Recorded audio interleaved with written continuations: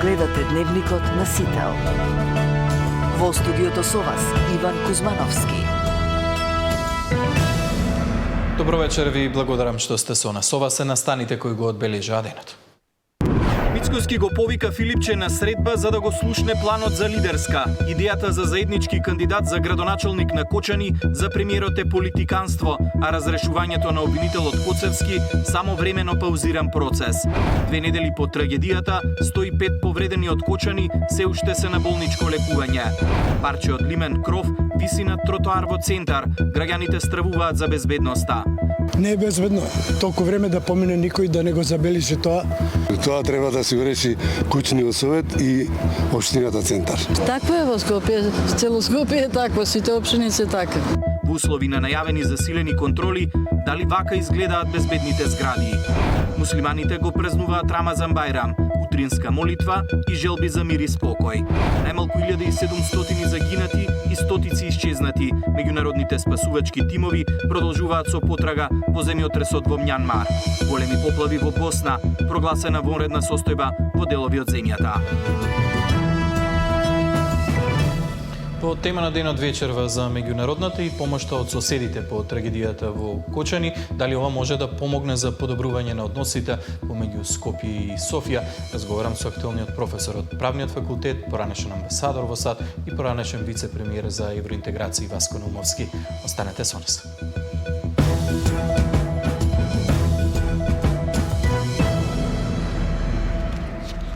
Премиерот Мицкоски со контраповик до Филипче на средба на која ќе присуствуваат само тие двајца, лично да ги слушне темите за разговор пред да се договори лидерска средба. Идејата за заеднички кандидат за градоначалник на Кочани за премиерот е политиканство, а разрешувањето на обвинителот Коцевски само времено паузиран процес. Од Филипче нема одговор по денешниот повик од Мицкоски. Мицкоски го повика Филипче планот и темите за лидерска средба да му ги презентира на лична средба. Вели состојбата е пресериозна и бара сериозен пристап. Филипче има предлог некаков план. Тој може да го соопшти тој план и преку пресконференција, но доколку цени дека мене треба претходно да ме информира и запознае, јас сум секогаш тука на располагање, сериозните теми бараат сериозен пристап. Така што еве оставам на нив доколку тие ценат дека имаат навистина таков план кој што сакаат мене да ме запознават, јас сум подготвен во термин во кој што тие мислат дека или тој мисли дека треба да бидам запознен, да го примам и да поразговараме на оваа тема. Дали Филипче е подготвен за ваквите предлози нема одговор, иако Сител побара став од него. Останува последната најава дека во текот на идната недела ќе побара лидерска за да се разговара за актуелната состојба и евроинтеграциите. Предлогот за заеднички надпартиски кандидат за градоначалник на Кочани, кој Филипче го најави како една од темите за лидерската средба, за Мицкоски е неприфатлив. Во денови на тага било рано да се зборува за вакви теми. Според албанскиот владин партнер вреди пак, лидерот на СДСМ нема кредибилитет да бара лидерска. Таравари смета дека предлогот на Филипче бил само губање на време. И знам ке чекаат прво да ја видат иницијативата, па потоа ќе носат одлука дали би седнале на иста маса со СДСМ. Интегративците пак го условуваат учеството со формирање на собраниска комисија со меѓународен надзор. А владата била подготвена и за анкетна комисија за Кочанската трагедија, како што бараат од Бихачка, но само ако биде проширена и за останатите трагедии, вели Мицкоски. По реакциите од опозицијата за селективно постапување во истражната постапка, им порача дека обвинителите се истите кои биле избрани во нивно време. Утрото во Кочани пред 8 часот тој обвинител во просториите на МВР во Кочани пристигна со двајцата своји условно кажано соработници, едниот е Ислама Бази, се надевам дека не треба многу да зборувам за ова име, од каде доаѓа, што доаѓа, а вториот е Гаврил Бубески. Исто така, јасно ви е од каде доаѓа, од кои тефтерчиња беа избрани овие и начинот на кој што овие обвинители беа избрани. Тоа што не продолживме во процесот за промена на обвинителите, тоа не значи дека сме заборавиле сето она кое што тие го правеа и од каде потекнуваат. Постапката за разрешувањето на Коцевски е само времено стопирана додека не заврши истрагата за трагедијата. Ивана Соколовиќ, Најдова, Сител телевизија. Од СДСМ денеска побара одговорност од министерот за внатрешни работи Панче Тошковски, како што велат поради нарушената безбедност и пропустите во Кочани. Безбедноста на граѓаните не е на највисоко ниво. Безбедносниот систем целосно потврли превенцијата која што е директна надлежност на МВР и Панче Тошковски ја нема. Има само последици тешки и недозволиви. Затоа СДСМ бара оставка и одговорност од раководството на МВР на чело со Панче Тошковски. Граѓаните мора да се чувствуваат сигурни на улиците, децата мора да растат во безбедна средина, а институциите мора да бидат во служба на народот. Доколку порано за убиства, несреќи и пожари со обраќајки беа криви пајаците и каблите, сега одговорноста има име и презиме, велат во реакцијата испратена од ВМРО-ДПМН. СДС не бараше оставка и морална одговорност од Спасовски, кога полициски службеници се удираа сами во пајаци, кога каблите беа криви за пожари, кога беа давани пасоши на белосветски криминалци, кога секојдневно на улица главни беа Дукјанџик, Беланоце и Грчец. СДС не бараше кривична одговорност од Тасевски, кој пукаше во собранието на протестите, додека други беа обвинети за тероризам над 200 години. СДС треба да се засрами и барем еднаш да се извини за се што имаат сторено изминативе години. ВМРО-ДПМН работи на промена на системот и добивање на правда и правна држава, велат од ВМРО-ДПМН. Подпредседателот на ДУИ Бујар Османи и портпаролот на партијата Арвер Адеми заедно со своите семејства за Рамазан Бајрам го посетија семејството на поранешниот министер за економија Крешник Бектеши, кој е во притвор поради лиценцата за дискотеката Пулс во Кочани. Денеска е вистинскиот ден да покажеме дека не само Крешник, туку и целото семејство Бектеши ја има нашата поддршка. Не само затоа што е вистински пријател, не само затоа што е дел од нашите семејства, туку затоа што е неправедно обвинет и уште понеправедно одвоено од семејството. Крешник е силен, храбар и пред се праведен човек, затоа го очекуваме наскоро да се врати кај нас, напише Османи на социјалните мрежи. 2 недели по трагедијата, повеќе од половината од повредените во Кочани се уште се на болничко лекување. 16 во болниците во Скопје и 89 во странство. Нема промени во бројките во однос на вчерашниот извештај од Министерството за здравство. Добри вести пристигнуваат од Солун. Сања Димитровска ги има деталите.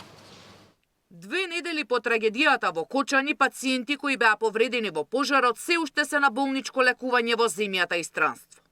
Денеска нема исписи и во клиниките и болниците во Скопје има 16 хоспитализирани и 89 во странски медицински центри.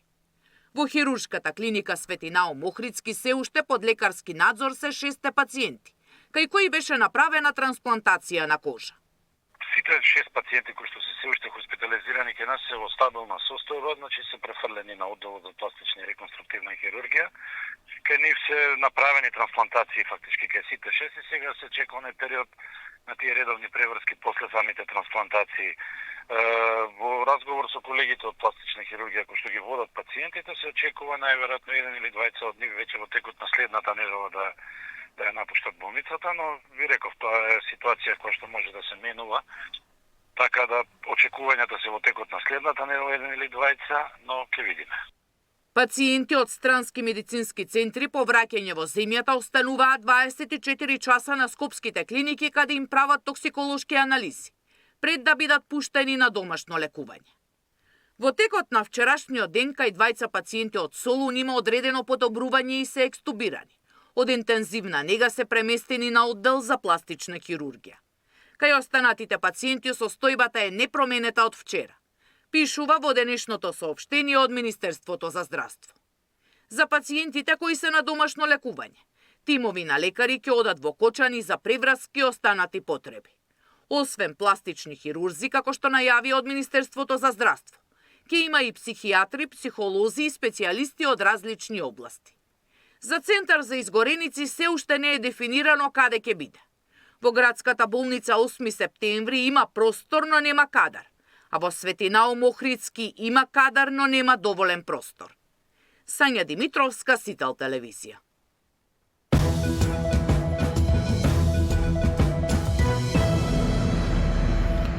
Над 61% од граѓаните би одговориле позитивно на референдумско прашање за влез на Македонија во Европската Унија. Покажува анкетата која за емисијата Детектор ја спроведе Институтот за политички истражувања Скопје. Негативен одговор според истражувањето би дале 23,5% од граѓаните. Поддршката за Европската Унија е повисока кај испитаниците албанци, од кои над 77% даваат позитивен одговор, додека кај испитаниците македонци позитивен одговор даваат 55%. Прогнозите на граѓаните за полноправно членство не се оптимистични. Секој трети или 29,6% велат дека земјата никогаш нема да се приклучи на Европската Унија, дека во изминатите години има напредок во спроведувањето на реформи и достигнувањето на европските стандарди, сметаат само 26% од граѓаните. Секој втор испитаник смета дека почетокот на преговорите со Европската Унија ќе даде одговор на предизвиците во клучните сектори како образование, здравство, судство и други. Анкетата е спроведена телефонски од 1 до 4 март оваа година на репрезентативен примерок од 1050 испитаници од целата држава. 61% граѓани би одговориле позитивно на референдум. Како министар за европски прашања, сметате ли дека ова е добра и стабилна поддршка за членство во? Секако дека станува збор за една константа со благ тренд на зголемување на поддршката.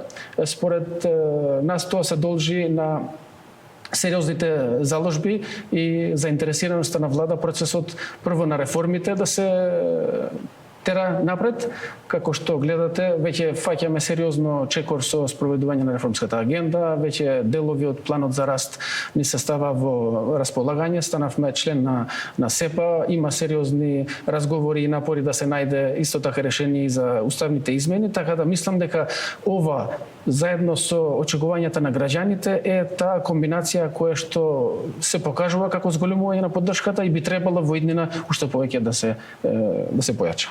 Последниот пат која правевме на крајот од минатава година, бројката е 62 кај нас. И истата бројка се повторува и лани, 62. После континуиран пат изминатите претходни 8 години. Значи од 80% да речем 2014 постојано паѓа до пред 2023 година, каде што се стабилизира на 62 и сега се повторува 62. Значи има некакво стопирање на падот на разширувањето кон Европската Унија и покрај сите горки искуства што ги преживуваме како држава и како општество. Сега, факторите тука се многу, се разбира. Јас покрај тоа што непредвидлив геополитичкиот контекст со што граѓаните гледаат да се приклонат кон некој кој што би ги заштитила, тоа секако дека е посилна унија која што е во најблиското одивно соседство. Изминатите неколку години ова е бројката на која што се стабилизиравме. Мислам дека низ множеството анкети на колегата Трошановски и на Балканскиот барометар, бројката на ова клучно прашање, и многу ми е драго што почнавте со него, значи доколку утре има референдум, како би гласале, е стабилно. Значи таа е се уште некаде 60 до 65%. При тоа тука ги немате бројките на оние кои што велат не знам. Значи тука значи ние имаме една група на луѓе кои што се уште се чувствуваат неопределени, тие се луѓе кои што честопати чиј одговор можеби ќе варира.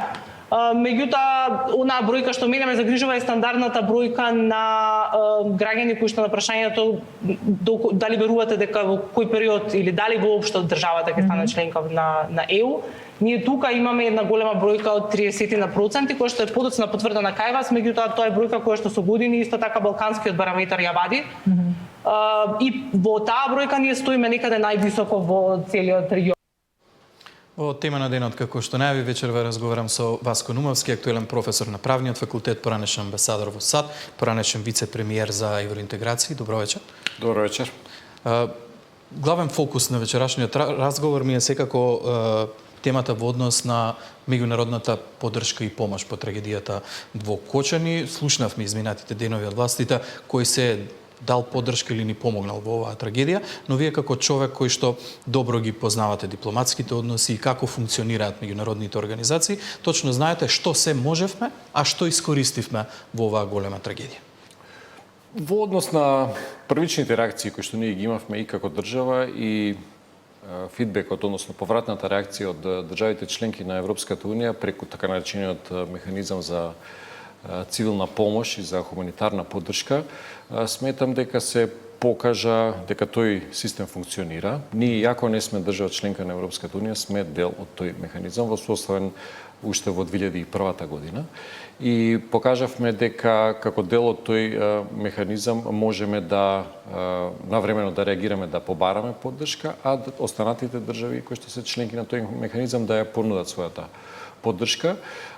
Иако како држава која што не е членка на Европската Унија немаме пристап можеби до останатите политики и оние придобивки од самото членство во однос на овој механизам за хуманитарна поддршка, ние бевме дел од поддршката која што ја понудија останатите држави. Особено е значено затоа што ние добивме поддршка и од нашите соседни држави. Тоа се држави со кои што за жал ние имаме понекогаш и политички проблеми, недоразбирања, меѓутоа во оваа ситуација сметам дека треба да бидеме исклучително благодарни, особено на Србија, Бугарија и на Грција, држави со кои што и во минатото можеби како на политичко ниво сме имале несогласување, меѓутоа покажа една солидарност која што долго ќе паметиме и сметам дека токму така треба да екзистираат две соседни држави и соседни народи. Во однос на механизмот, тој е активиран поголем број на пати во изминатите 20 години. Според некои статистики, над 770 случаи досега имало кога државите членки на тој механизам побарале поддршка и ја добиле. Само во 2024 година имало мислам 58 или 59 случаи. Во најголем дел, она што можеби се сеќаваме и ние, тоа се оние поплави кои што се случија во држави од Централна Европа, пожари, експлозии, затоа што многу е јасно дека во ваква трагедија, во ваква катастрофа од толку големи размери, ниту една држава во Европската Унија не може сама да се справи со последиците. И токму затоа една од причините за воспоставување на тој механизам е покажувањето, демонстрирањето на солидарноста на државите кои што се членки од тој систем и верувам дека во иднина нема да имаме потреба да бидеме корисници на тој механизам, но треба да бидеме подготвени да ги понудиме и нашите ресурси на други држави кога тоа ќе им биде потребно. Апсолутно, но зборуваме за механизам на Европската Унија. Пред неколку дена одбележавме 5 години членство во НАТО. Има ли НАТО ваков механизам и дали можевме да го искористиме? Па во поглед на природните катастрофи сметам дека фокусот е на механизмот на Европската Унија, додека пак во однос на членките на НАТО, сега да не забораваме дека најголем дел членките на НАТО се и членки на Европската Унија и доколку постоеше можност за слична реакција од страна на НАТО државите членки, ние повторно ќе се обратевме до истите држави, тие ќе ја понудеа истата поддршка. Она што е значено дека успеавме да најдеме канал, да не забораваме дека тука постоеја и комуникации на билатерално ниво, на политичко ниво, помеѓу нашите влади, Министерството за надворешни работи и истовремено директни контакти во здравствениот систем, односно помеѓу нашите здравствени власти и здравствените власти на другите држави. Добро е тоа што најдовме некаков начин да ги испратиме оние најтешко повредени пациенти и тие најдо еден добар третман, без разлика дали се работи преку механизмите на НАТО или на Европската Унија. Патот е најден, пациентите се згрижени и верувам дека ќе се вратат што е можно поскоро кај нас. Да, меѓутоа колку е ова оправдување на тезите дека Европската Унија е поважен партнер за нас, дека ние сме дел од Европа, дека тоа е патот кон кој што треба да се стегне? Во вакви моменти може би стануваме повеќе свесни колку е потребно да се биде дел од една соодветна безбедносна мрежа, која што ќе ни ја пружи поддршката во моменти кога таа ни е потребна. Ние имавме во минатото и многу други случаи, да не ја забораваме секако ковид кризата, случаи кога имавме во текот на минатото лето, например, поддршка во однос на гасењето на пожарите на добар дел од нашата територија и во вакви моменти стануваме свесни дека треба да продолжиме со тие процеси на интеграција и дека без разлика што постојат определени препреки на тој пат, кога ќе станеме држава членка на Европската Унија, ќе можеме да бидеме корисници на многу други придобивки, не само во катастрофи, како што е овој случај, туку и да добиеме многу други типови на поддршка во однос на реформите кои што треба да се спроведуваат и да ги достигнеме оние високи стандарди. Сега, прашањето што се поставува е дали доколку ние можеби веќе бевме членка на Европската Унија, ќе ги имавме исполнето сите овие високи стандарди и немаше да дозволиме да затаат за определени делови од системот да дозволат да дојде до ваква една катастрофа.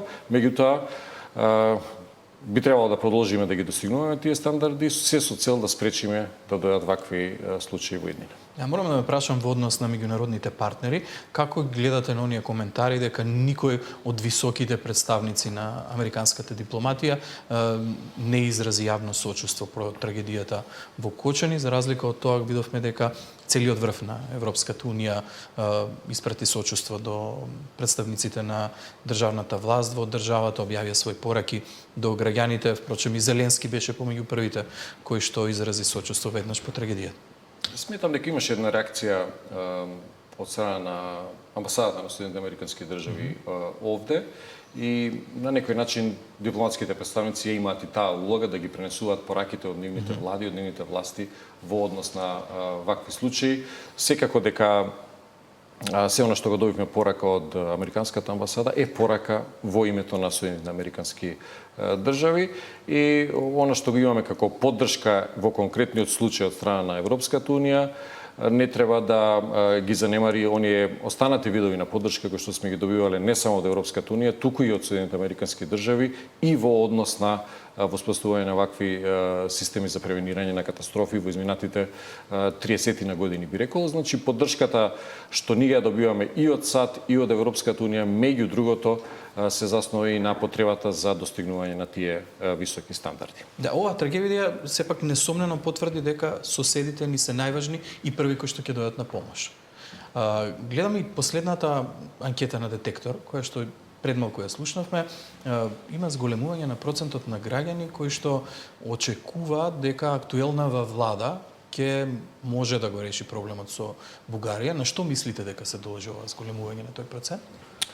Веројатно имаше една дилема, недоумица, би рекол, во период кога не постоеше политичка влада во соседна Бугарија. Сега, веќе одреден период наназад, ние имаме една политичка влада таму. Имаше некакви првични комуникации. Сметам дека ова солидарност што беше покажана од страна на Бугарија како држава, од страна на бугарскиот здравствен систем и од страна на бугарските граѓани, кои што директно, несебично дури се обидоа да помогнат со дарување на крв за нашите пациенти таму, е еден добар показател дека, како што кажавте и вие, и во добро и во зло соседите се првите кон кои што ќе се обратиме. Сличното може да се очекува и кога во Бугарија ќе има некаков таков случај. Така што верувам дека ова на некој начин, за жал, оваа трагедија требаше да се случи, за да ние на некој начин сватиме дека сме најблиските соседи, и доколку не дојде до некакво тектонско поместување, ние ќе останеме соседи во иднина и би требало да научиме да живееме заеднички едни покрај други и да ги споделуваме заедничките вредности. Сега, во однос на политичките аспекти, она што беше најавувано од нашата влада дека ќе се воспостави некаква комуникација на повисоко ниво, имаше одредена комуникација и од страна на министрите за надворешни работи, нашата претседателка имаше определена комуникација, таму се направи еден обид во она така наречена културна дипломатија и верувам дека во наредните неколку недели ние ќе бидеме сведоци на некаква засилена комуникација таму, која што ќе направи обид да се создаде една подобра атмосфера. Да не заборавиме дека она што нам ни предстои во наредните неколку месеци е продолжување на тие активности во однос на билатералните комуникации со државите членки на Европската унија и со самата Европска унија. Неодамна го имавме и онај чекор напред, би рекол, во планот за раст од страна на Европската унија, што покажува дека работите полека се придвижуваат, односно Европската унија се обидува да покаже дека проширувањето е на незината агенда и со определувањето на овие средства од планот за раст сака да покаже дека проширувањето не е заборавено и дека дава определено охрабрување за реформите што ние треба да ги спроведеме. Да, евроамбасадорот Рокац, кој што беше гостин во петокот во ова студио, рече дека е оптимист и дека на терен се води некоја тивка дипломатија. Ако не грешам, следниве денови председателката Силјановска на покана на председателот Радев учествува на конференција во Бугарија, но колку сето ова што се случуваше изминатите денови, она што го посведочивме од страна на Бугарија, може да влијае на подобрување на политичките односи помеѓу Скопје и Софија? Политичките односи во суштина се дел од активностите кои што ги спроведуваат политичарите. Ние во оваа ситуација изминатите неколку денови и недели видовме дека колку и да постојат проблеми на политичко ниво, на она ниво на комуникација помеѓу граѓаните постои една солидарност, постои едно разбирање.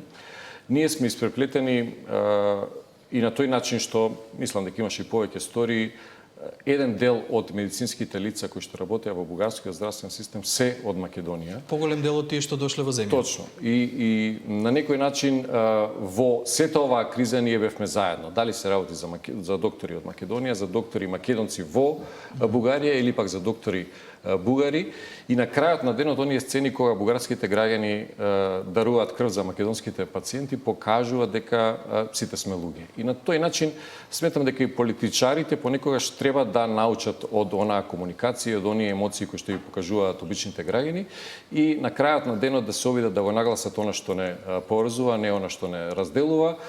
Верувам дека оваа трагична ситуација ќе придонесе за една повисока свест во иднина, дека колку и да постојат некакви разлики, треба да се обидеме истите да ги надминеме и конечно да разбереме дека надминувањето на тие разлики, завршувањето на споровите е во корист на сите, не само на Македонија, која што ќе ги започне преговорите, туку и на самата Бугарија и конечно на самата Европска унија и на имплементацијата на тој идеал за целосно обединување на европскиот континент, вклучително и на делот на Балкан. Да, Нумевски, морам да ве прашам и за политичката зрелост на македонските политичари во целата оваа ситуација. Бевме сведоци дека пратениците изминатите две недели практично беа на одмор, не функционираше ниту една собранинска комисија, ниту собраниски тела, никој од пратениците не излезе јавно да понуди донација, иако тоа го правеа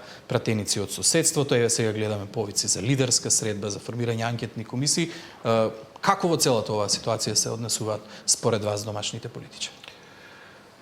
Па има два аспекти што мислам дека се значени. Едниот аспект е што за прв пат после подолго време видовме една, би рекол, одлучна акција на системот за спроведување на владењето на правото, односно полицијата, обвинителството, со политичката поддршка од страна на владата, затоа што сите сме свесни дека она што се случи е резултат на грешките во изминатите 30 години и не може да се бара вината само во една од политичките партии или коалиции кои што биле на власт, туку мислам дека треба да се гледа малку пошироко, односно причините кои што доведоа до оваа трагедија не се идеолошки, такви какви што постојат помеѓу политичките партии, туку разликата е помеѓу оние што сакаат да функционира системот и оние што не сакаат да функционира системот. И тоа е првиот аспект кој што мислам дека треба да оставиме уште малку време да видиме до каде ќе оди, односно дали успешно ќе се завршат сите тие активности и доколку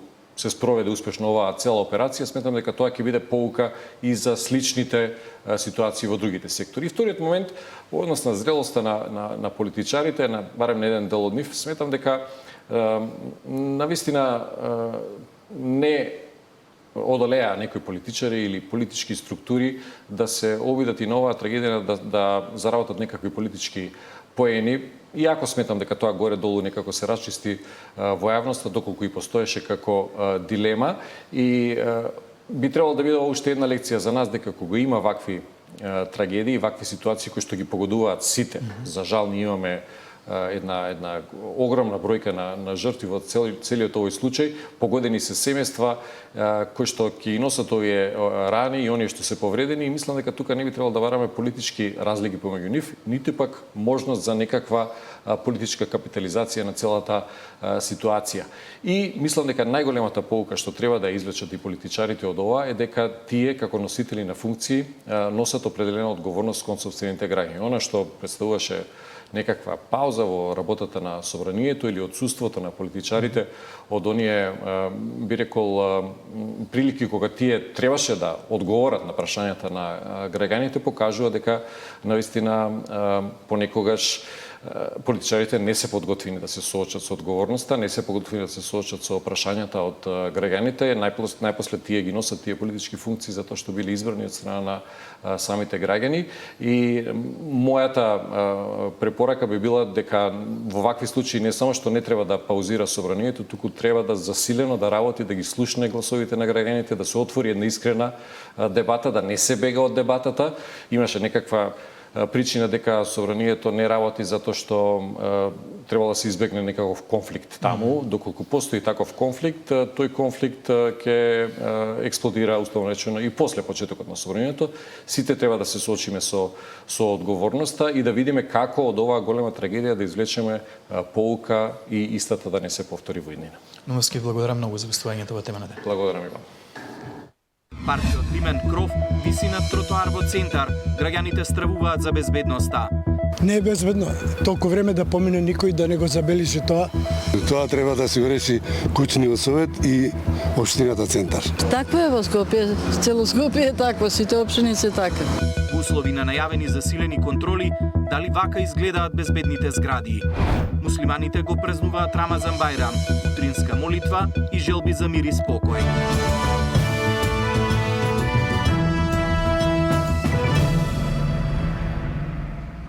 Парче од лимен кров кој синоќ е било откорнато од зграда во центар, денеска висеше на тротоарот во близина на трговскиот центар во Капиштец. Граѓаните велат дека не е безбедно и оти посилен ветер може да предизвика поголема катастрофа. Во услови на најавени засилени контроли од општинските инспекциски служби, ова веројатно е само потврда на тоа колку се безбедни стамбените згради. Од општината центар до овој момент не добивме информација. Мартин Арсов беше на терен. Големо парче лим откорнато од зграда во Капиштец виси на дрво. Делот паднал од покривот и се заглавил меѓу гранки. Од врвот на зградата се уште висат парчиња, метални и дрвени.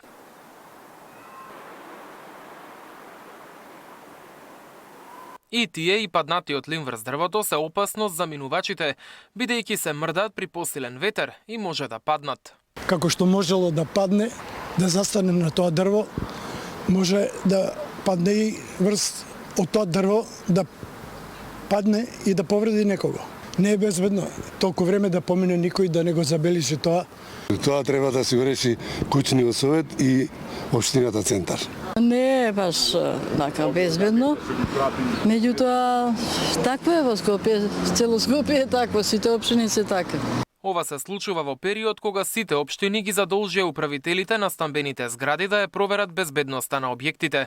Иако овие проверки пред се фокусирани на противпожарната заштита, во залепените известувања од општина Центар низ влезовите од зградите, меѓу другото пишува дека управителот треба да ги поправи оштетените и да ги замени дотрените фасади, како и нивните елементи. Роковите за одговор течат, а потоа ќе следи инспекциска контрола. Самите згради внатре не се безбедни, колку што знам. И до мене што се тамо, грото нема ни или цревата се извадени од хидрантите. А да не збориме за овие помошни скари. Не влева освен градски зидек има дека помошни скари. Еве ние имаме допис, треба да одговориме на дописот. Направивме условите целосно да бидат исполнети, тоа скалите, тоа хидранти, све обезбедивме за општината да се покриеме пред општината да не добиеме казна.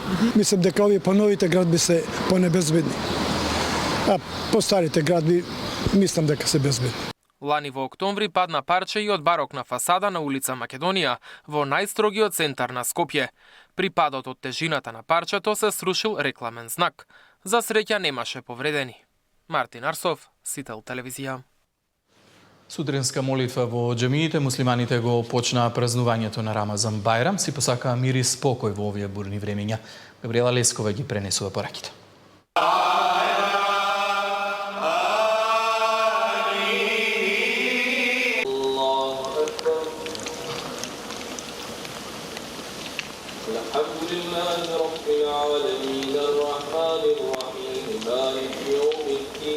Сутринска молитва во сите џамии, 45 минути по изгресунце, започна празнувањето на Рамазан Бајрам. Бајрам се смета за еден од 5 столбови на исламот и празник за духовно и телесно прочистување. Во сите џамии денеска се служи утрински Бајрам намаз.